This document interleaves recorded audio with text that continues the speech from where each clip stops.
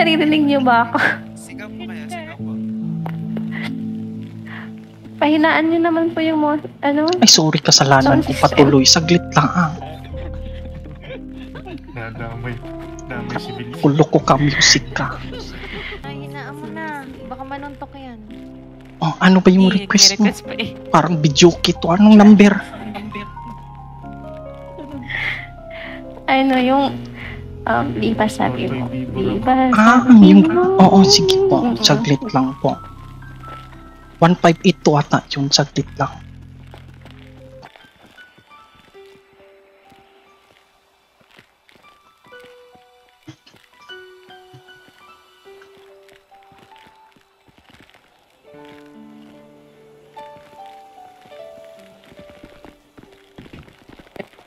Uulitin ko po yung sinabi ko kanina. Naririnig po ba ako? Medyo lapit po kayo. Kayo na lang po yung lumapit. Uy. Hindi po kayo masyado rinig. Sige, dito na lang ako banda. Dito, para marinig niyo yung sabihin ko. Yeah. Ayan. Rinig na ba? Apo. Uulitin ko po, ako po si Yuri Gonzalez. Sa mga hindi po nakakilala sa akin, isa po akong doktor at isang mabuting kaibigan ni Blake with assassinate. Saka pagkamatay ni Blake, sobrang sakit yung nararamdaman ko at may halong awa. Isa siyang mabuting kaibigan. Siya lagi kong nakakausap. Siya lagi yung aking napagsasabihan sa bagay na medyo mabigat. Sa pagkawala niya, malaki din yung nawala sa akin kasi siya yung laging nandyan. Nung pag ako nag-iisa, lalo na nandun ako sa hospital, kita niya naman lahat na lagi akong nag-iisa, walang kasama. Sa pagkawala ni Blake, sobrang nalungkot ako. Naktaan ano yung na siya, ano man yung iniisip niyo. Kasi naririnig ko kayo yung sinasabi niya na wala siya dahil sa sakit niya. Hindi naman kasi dahil sa sakit yun eh. Dahil yun sa sama ng loob. Masama yung loob niya kasi umasa siya sa taong hindi naman pala sigurado sa kanya. Nagmahal siya ng tao. Hindi naman siya mahal. Pinili ng babae yung ayun, si Muchi. Oh, kaya niya binaril. Binaril niya si Muchi kasi para maibsan yung sakit na kanyang nararamdaman. O may umuungol. Manahimik. Tas ayun.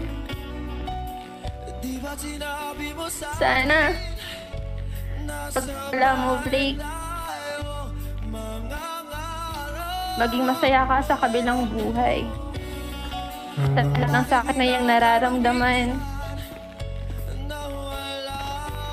Nawala na. Lagi mong tatandaan na ikaw yung isang tao na tumulong sa akin. Naging parte ka ng buhay ko. Ikaw yung nandyan nung ako'y nag-iisa. Hindi kita makakalimutan at lagi mong tatandaan na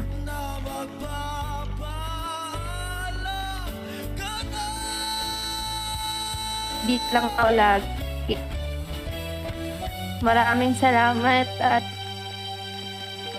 sana kasama mo si Lord at hindi ka napunta sa baba. Wow. Aray ko.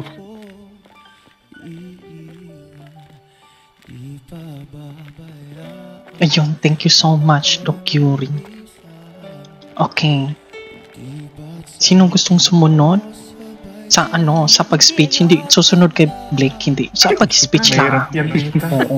Mahirap yun. Sinong gustong sumunod ano? Ako po. Yan, Muchi. Si Muchi. Ayan, si Officer Muchi. Sige. Go on, Officer Muchi. Hello, magandang araw sa lahat. Ako nga pa ulit si Muchi Di Luca.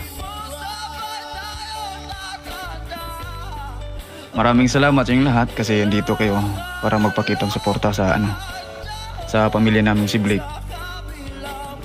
Gusto ko lang sabihin na kung ano man yung natanggap yung rumors dyan tungkol namin kay Ali, siguro masasabi kong half true, half hindi naman. Gusto ko lang ding sabihin na kay Blake, kung andyan ka man, nadidinig mo ako. Hihingi ako ng malaking talaga, pasensya sa nangyari sa'yo. Kasi kung hindi sa akin, kung hindi lang nangyari yun, nandito ka pa sana, sama namin. So ulitin ko, hihingi ako ng pasensya kay Blake. At yung dahilan talaga sa sa pagkawala niya is hindi siya sa dahilan sa STD o ano ba yung nadinig niyo yung HIV, STD o babaero siya. Ang dahilan is nagkabarilan doon sa HP. So ulit, Blake, pasensya talaga kung ganito man yung nangyari. See you on the other side na lang siguro, Blake. Paki-regards na lang dyan kay Kobe Bryant. Kobe. Yun, thank you Thank you, so Tita. much. Ayun, siguro ngayon, need ko tawagin natin yung nag-iisang kapatid ni Blake. Andito ngayon. Herbs? Herbs.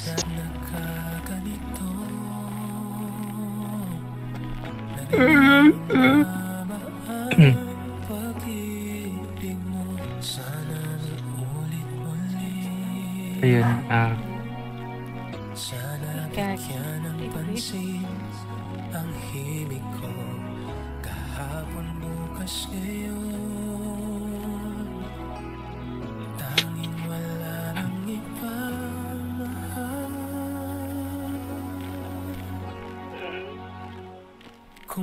Sige lang, kaya mo yan. lang. Mabigat pa yung pagdamod. Okay lang yan. Wala.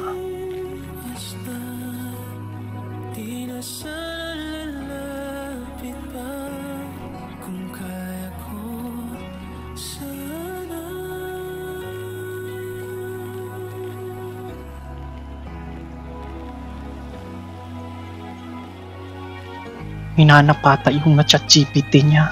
Tayin lang natin. Hindi. Siguro, Nay, baka hindi pa kaya magsalita. Huwag natin Oo. pilitin. Mamaya na lang. Ayan na,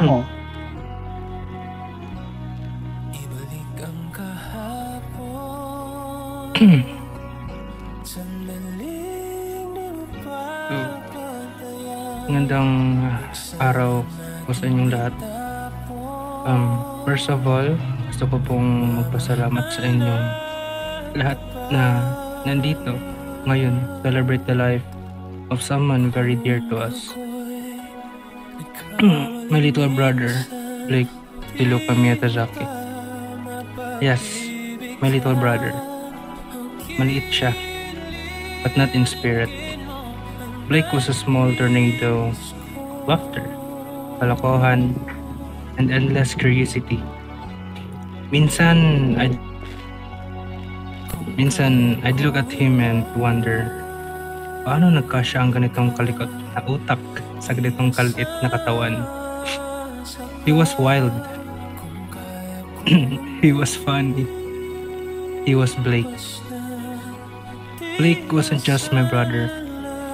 He was my built-in best friend, prank partner, and sometimes mortal enemy.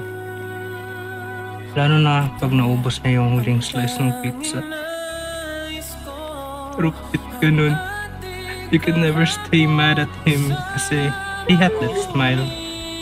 You know what I mean? With that mischievous. Alam kong naririnig po kami, Blake. Di man kita nakasama for almost 4 years. Pero nabalitaan ko na lang na yun eh. Hindi ka pa rin tumitigil sa pagiging babaero mo. Kaya nabala mo. But don't get me wrong. Blake had his quiet moments too. He would randomly hug you from behind or bigla magsasabi na, "Kuya, mahal kita." Tapos aalis na parang walang nangyari. Sobrang sweet. Sobrang unpredictable. And now, he's gone way too soon. I'm heartbroken, but also know this. Blake couldn't want us to stay sad for long. He'd probably say, "Ate, or kuya, don't cry. Kung iiyak ka, dapat may sound effect."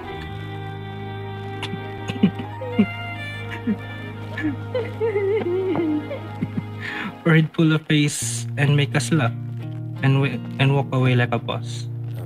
So today, let's remember Blake, not just with tears, but with stories, with laughter, with music, with joy.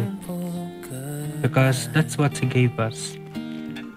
And that's how we keep him alive. Sa puso natin at sa mga kwento natin. So Blake, wherever you are, I hope you're up there making angels laugh. Huwag ka magbababae ng angel We miss you. We love you. And don't worry, I'll keep Doc Curie in my hands. Thank you for loving me. And thank you sa pagdalo.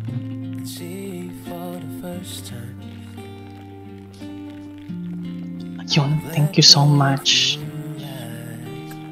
Ngayon, pwede ba natin ma-request isang matalik na kaibigan din ni Dr. Blake? Kasama niya din sa mga kung ano yung mga trip niya sa buhay. Yan, Sir Kit, pwede ka ba dito sa harap? Kasama rin ho pala ako.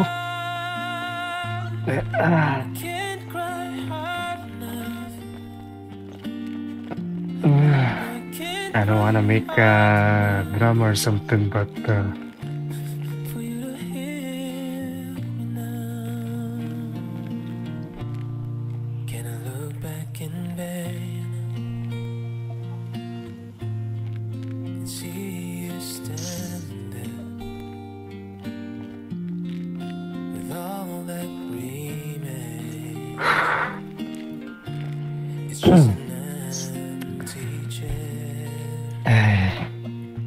masyado kang madaya, Tito.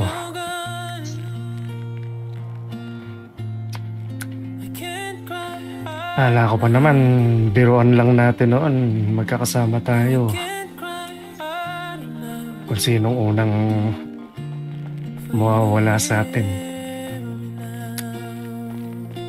Magkakasama lang tayo dati nun. Kasama yung kapatid mo, si Dad. Yung iba kong kapatid.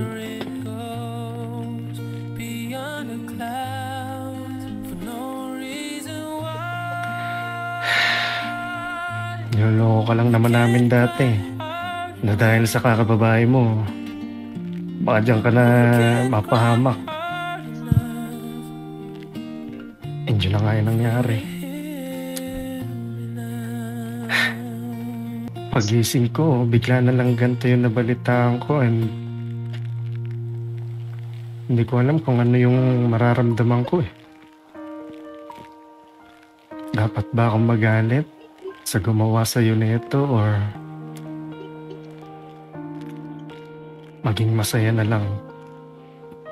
Since alam ko, sinikreto mo rin naman sa kanila yung sakit mo nga.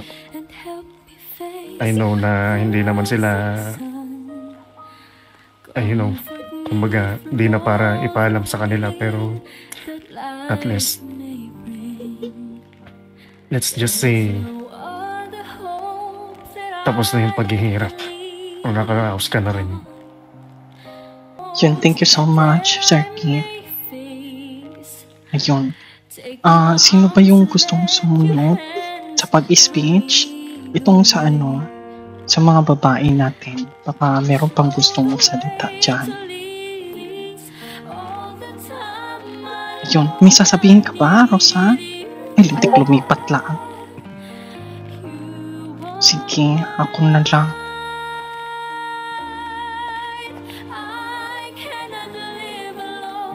Ayun. Link. Lintik ka, putang ina mo. Bakit mo nagawa kasi yung...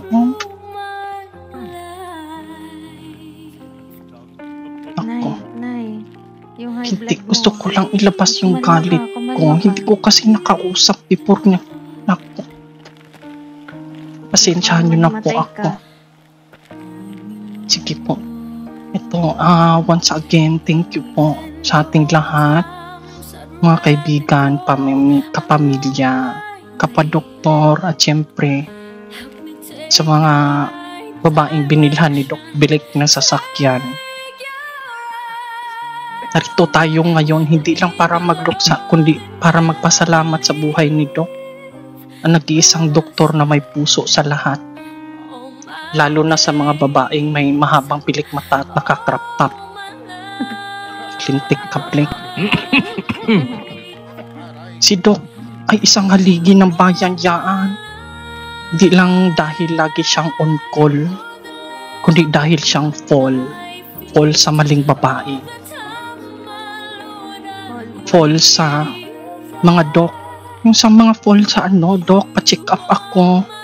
Pero after nun, wala na sin zone na. Pero mabait yan si Blake. Si Doc ay napakagalante niyaan. Hindi lang sa gamot, kundi pati sa feelings niya. Biruin mo, may niligawan siya, binilhan ng iPhone. Hindi man lang makareply kahit emoji. Lintik na babae yun. Utang mo sa HP. Meron pa siyang binilhan na babae. Binilhan niya ng yung magarang motor. Tapos, after na binilhan ng motor, biglang sinabi, thank you, kuya. Ano pa naman yun?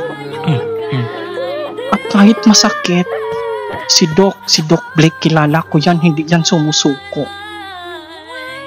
Sabi niya sa akin minsan, okay lang mabasted, tita. Basta at least nakatulong ako. Tulungin mo. May puso. May puso yan si Doc Blake. Isang malaking puso na kahit durog na, tumitibok pa rin para sa next na magpapaikot sa kanya. Kahit alam niya na red flag na binabalikan pa rin niya. Alam niyo yung parang pasyente na kahit walang schedule, balik ng balik. Pero sa kabila ng kabiguan, hindi siya naging masama. Hindi siya naging bitter. In fact, siya pa nga yung bumibili ng cake sa ex niya pag may birthday. Siya ang klase ng tao na kahit ikaw ang lumayo, itatabi ka pa rin niya sa prayers niya. Kaya Doc, saludo kami sa iyo.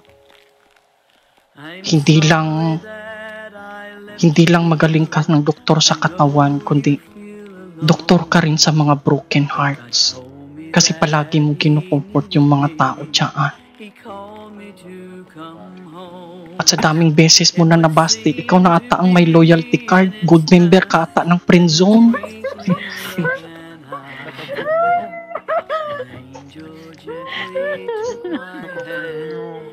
Paalam, Doc. Hindi dahil wala ka na, kundi dahil baka ngayon ay baka may nililigawan ka na naman dyan sa taas. Sana sagutin ka na niya, Doc, kasi baka pag hindi ka pa sagutin niya, baka pati ambulansya ibigay mo dyan.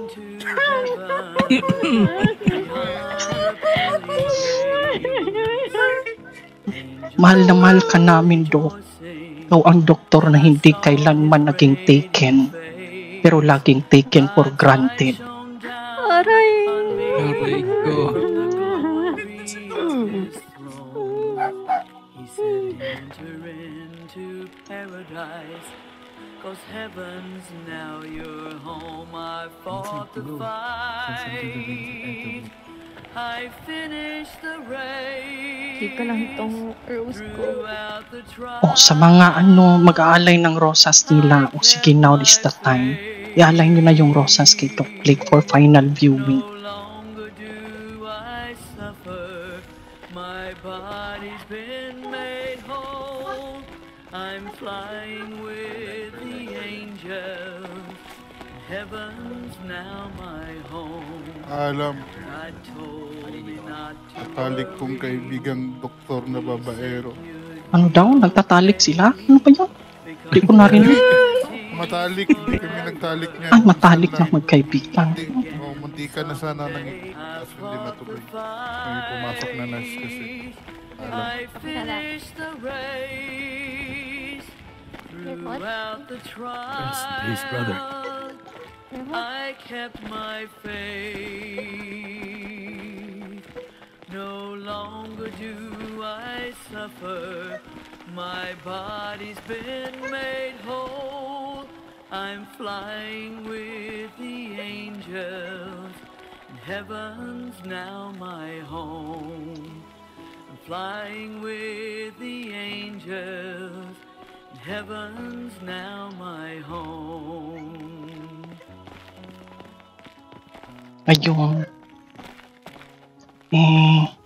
Maraming salamat po sa inyong lahat sa dumalo, sa pakikisa sa ating paggunita sa buhay ni Dr. Blake. Bagamat wala na siya sa ating piling, manatili siyang buhay sa ating mga puso. Sa bawat pasyenteng kanyang natulungan, sa bawat taong kanyang pinasaya, sa bawat buhay na kanyang nahipo. Sa ngalan ng kanyang kapamilya, kami po ay taos-pusong nagpapasalamat sa inyong pakikidalamhati at suporta. Naway ang kanyang alaala ay magsilbing inspirasyon sa ating lahat na mamuhay ng kabutihan, may malasakit at pagmamahal. Hanggang sa muli nating pagkikita, Dok. Paalam at maraming salamat. Sa kabilang